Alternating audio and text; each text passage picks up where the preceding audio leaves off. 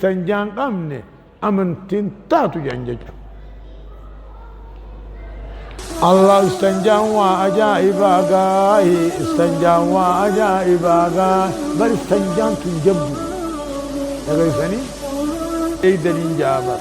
Allah waa ajaa'ibaa Allah gandika isan kun ajaa'ibuma yaa sheekha gaddum ajaa'ibaa dubbii hiihii si wajjin jedhan hayaa si wajjin jedhan cal akka waan ballama seentanii akka inumaan dubban nama dubbatu ko dubbiin tolchineef jettanii kamaan ballama seentanii waa takkasitti ni daatan dantaaf daddabee osoo jechuu miidhagsuun akkasin ta'in alaa namaa wajjin gammada'a namaa wajji haasawa'a hiihiin eehiin dhuga baantaan soo gudda dubbii jedhanii jechuudha.